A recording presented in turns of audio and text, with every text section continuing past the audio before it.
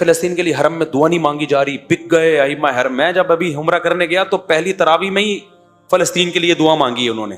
تو آج اسرائیل کا جو فلسطین پہ ظلم ہو رہا ہے، ان فلسطینیوں کے لیے دعا بھی کرو، مدد بھی کرو، جو کر سکتے ہو کرو، لیکن مایوس ہونے کی ضرورت نہیں ہے۔ دعائیں مت چھوڑو، کب سے دعائیں مانگ رہے ہیں قبول نہیں ہو رہی۔ بھائی ہمارے لیے آزمائش ہے، اسلامی ملکوں کے لیے آزمائش ہے، ان کو تھوڑی چھوڑے گا اللہ۔ جو ہمارے حکمران جو کچھ کر رہے ہیں، ان کو بھی تو آزمائش میں ڈالا ہے نا اللہ نے کہ کیا کر رہے ہیں۔ لیکن اس کا یہ مطلب نہیں ہے کہ بھائی فلسطین کی سرزمین کا یہودی مالک ہو گیا۔ اصل مالک کون ہے؟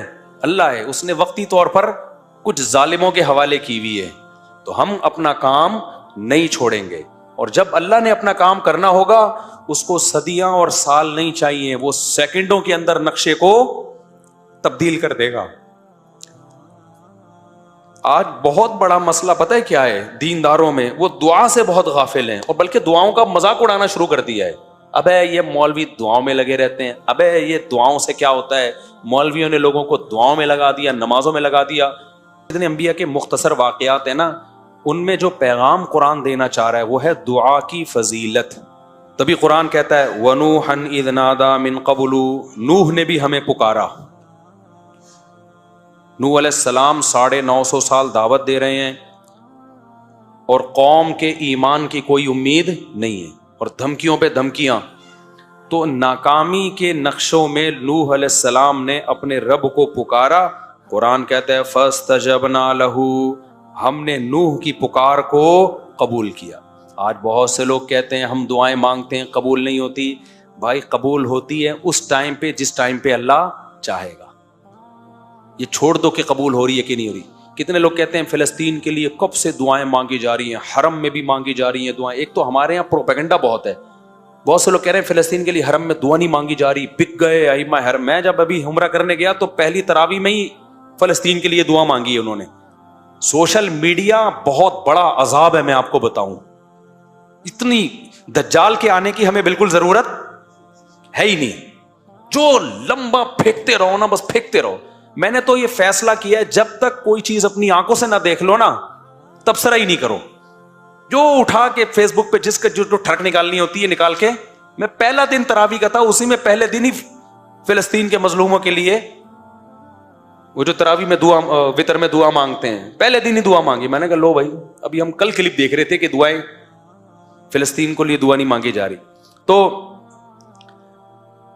جو کیا کہہ رہا تھا میں؟ ہاں، لوگ کہتے ہیں اتنے عرصے سے ہم دعائیں مانگ رہے ہیں قبول نہیں ہو رہی، اس چکر میں بہت سے لوگ دعا مانگنا چھوڑ دیتے ہیں۔ یہ مت کرو۔ بنی اسرائیل کتنے عرصے سے دعا مانگ رہے تھے، پھر اللہ نے موسیٰ کو بھیجا، کلیم اللہ کو۔ پھر موسیٰ کے آنے کے بعد حضرت موسیٰ نے بھی دعائیں مانگی ہوں گی، راتوں کو اٹھ کے۔ بنی اسرائیل نے اور مانگی ہوں گی، لیکن ظلم کم ہونے کے بجائے بڑھتا جا رہا ہے۔ تو کیا موسیٰ علیہ السلام نے دعائیں مانگنا چھوڑ دی ہے بھائی؟ یا موسیٰ اوذینا من قبل ان تأتینا ومن بعد ما جئتنا، اے موسیٰ تیرے آنے سے پہلے بھی ظلم، تیرے آنے کے بعد بھی ظلم، کوئی فائدہ نہیں ہو رہا۔ حضرت موسیٰ کیا کہہ رہے ہیں؟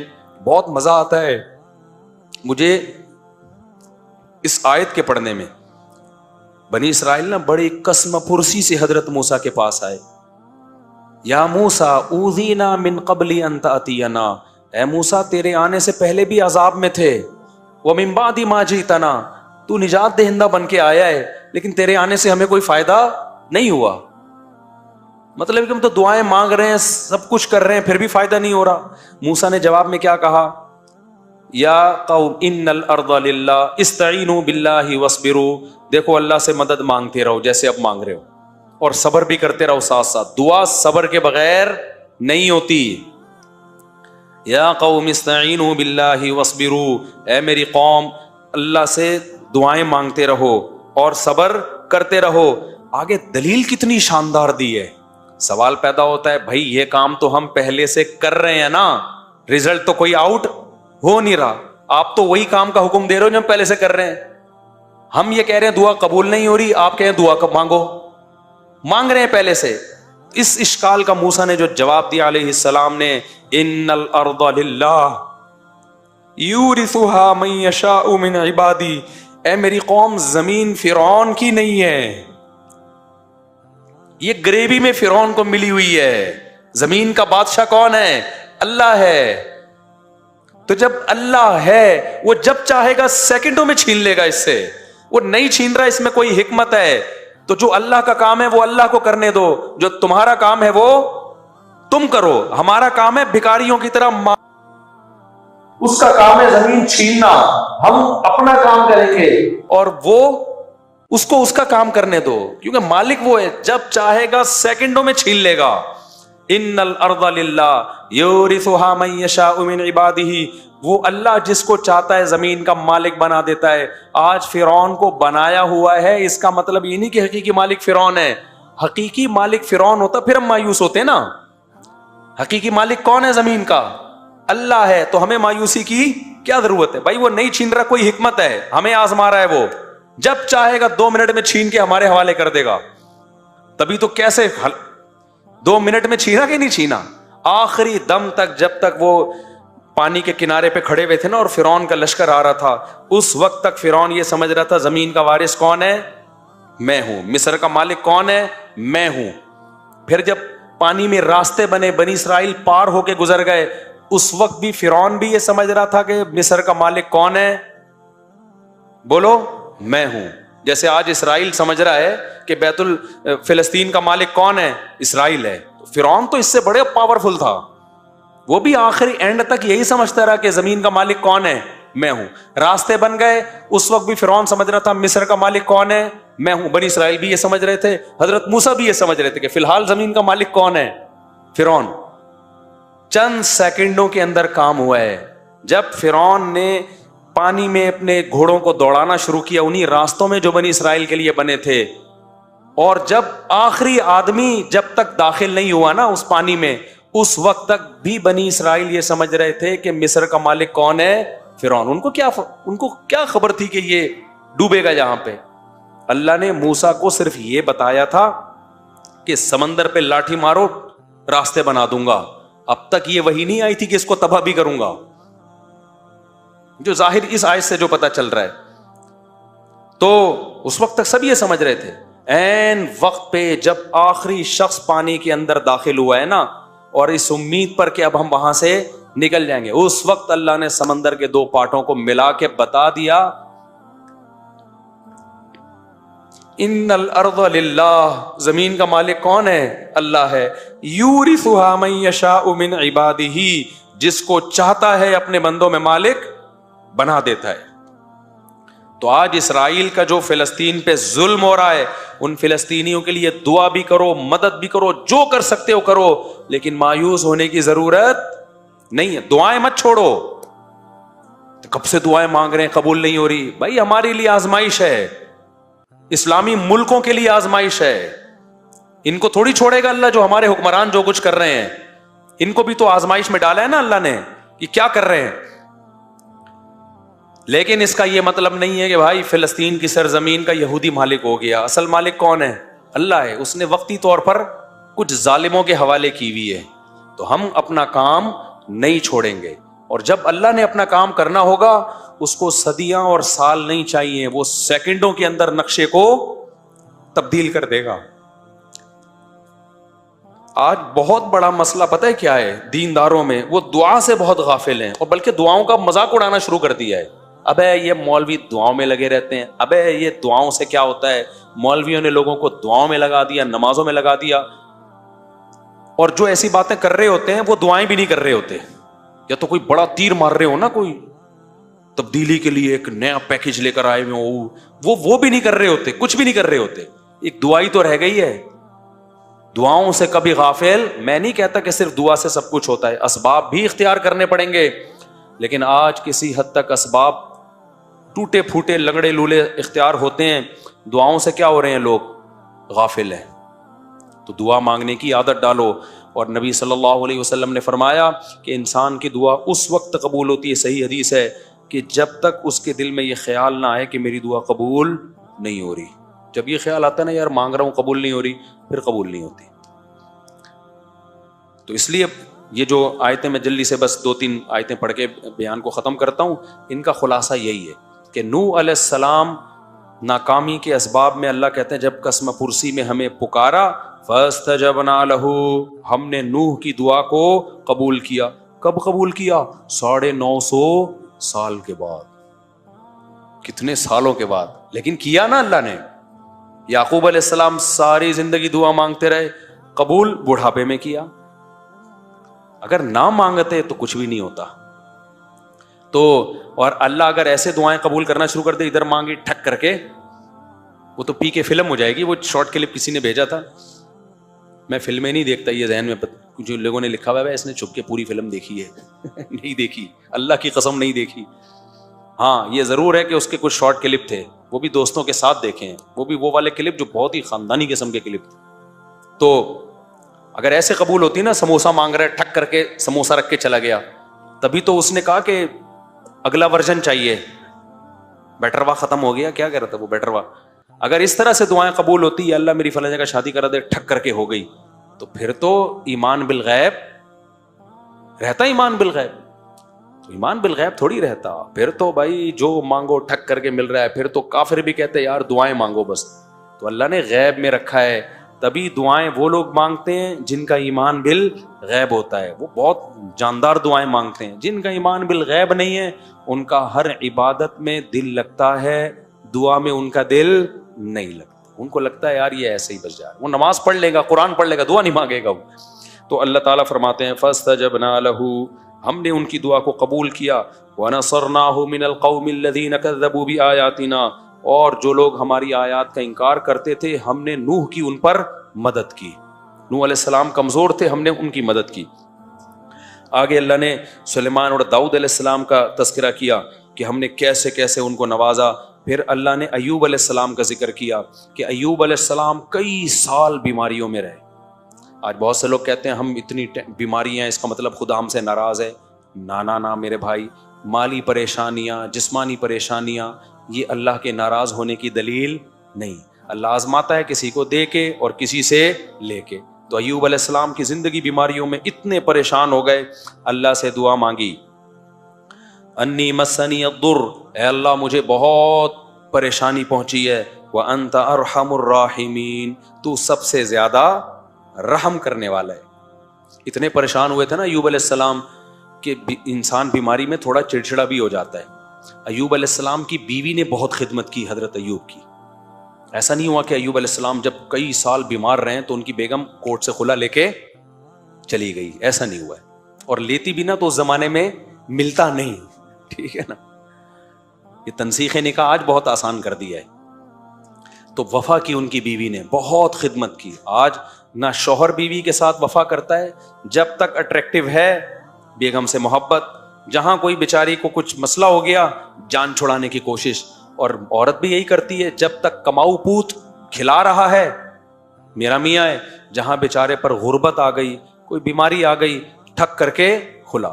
ابھی ایک صحافی کا، ایک وکیل کا کلپ آیا ہے، اس نے کہا اس وقت جو طلاقیں ہو رہی ہیں نا، طلاقیں، ان میں 70% طلاقوں میں پہل عورتیں کر رہی ہیں. یہ جو بعض اسکالر کہتے ہیں نا مرد جلد بازی میں طلاقیں دیتے ہیں، کم ہے ریشو. عورتوں کا جلد بازی میں خلا لینے کا ریشو زیادہ ہے. سرکار نے یہ بھی الزام لگایا تھا نا کہ مرد دھڑ جب چاہیں طلاقیں دیتے ہیں. حالانکہ ایسا ہوتا نہیں ہے.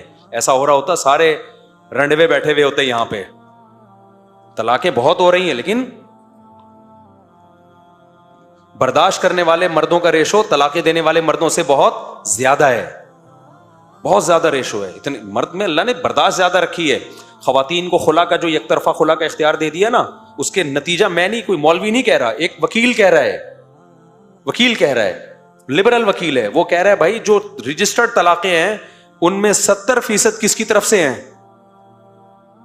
خواتین. کیونکہ برداشت ختم. ذرا سا مسئلہ ہوا ٹھک کر کے عدالت سے خلا لیا، پتلی گلی سے نکلی تو خاندان نظام گیا تیل لینے، برباد ہو گیا. تو ایوب علیہ السلام کی بیوی نے اس بیماری میں ایوب علیہ السلام کی بہت خدمت کی. تھوڑی سی خدمت میں اونچ نیچ ہو گئی. ظاہر انسان بیمار ہوتا ہے غصہ جلدی آتا ہے. حضرت ایوب علیہ السلام نے کہا کہ میں ٹھیک ہوا نا تجھے 100 کوڑے ماروں گا. اس سے اور قسم اٹھا لی میں ٹھیک ہوا نا. کہیں اونچ نیچ ہو گئی ہوگی. بعد میں حضرت ایوب کو بڑی ندامت ہوئی کہ یہ تو بڑی وفادار بیوی ہے، لیکن قسم بھی اٹھا چکا ہوں. اب قسم بھی تو اللہ کے نام کی ہوتی ہے نا. تو اب قسم بھی اٹھا لی ہے, قسم توڑنا بھی بہت بڑا جرم ہے, اور بیوی کو کوڑے مارنا بھی اچھا بیوی اتنی اچھی بیوی ہے بھائی. تو اللہ نے حضرت ایوب علیہ السلام کو ہیلا بتایا, خذ بیدک ضغثا. دیکھو اللہ کی نظر میں ان کی بیوی کا کتنا بڑا مقام تھا. یہ تو ایک جزوی واقعہ ہے, اللہ حضرت ایوب کو بتا دیتا, ان کا پرسنل معاملہ ہے. کیا ہیلا بتایا کہ ایک جھاڑو لو جس میں 100 تنکے ہوں, ایک ہی دفعہ میں لگا دو, بس قسم کیا ہو جائے گی. اور بیوی کو بتا دیں گے بھائی بیگم میں مارنا نہیں چاہتا لیکن ایک قسم ہے اس کے کفارے سے بچنے کے لیے. تو جب پہلے سے بتا کے یہ سب کچھ کیا جائے تو بیگم کو انسلٹ محسوس نہیں ہوتی. تو اللہ نے کہا کہ ایک 100 سیخیں لو اور جگا کے ایک ہی دفعہ یوں کر کے لگا دو, 100 لگ گئے نا, بس ختم, بس کافی ہے اتنا. تو یہ تو پرسنل معاملہ تھا نا حضرت ایوب کا, اللہ نے اس کو قرآن کا حصہ بنا دیا.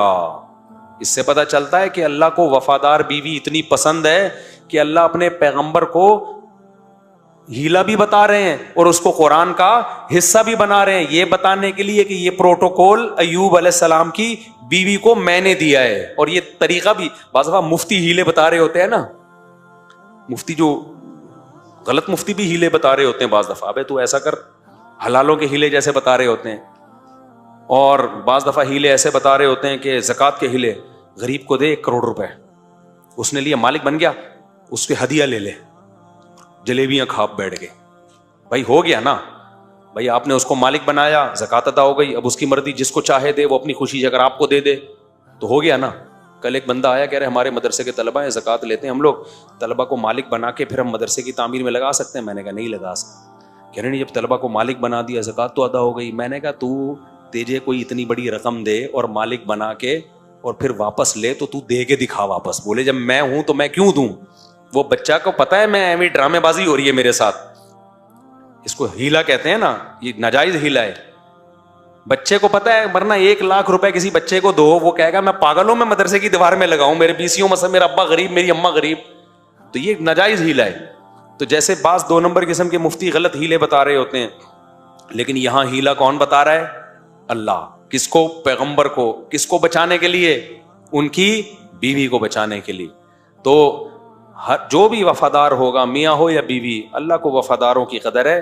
مشکلات میں مارکیٹ سے شارٹ ہونے والوں کی اللہ کو قدر نہیں ہے.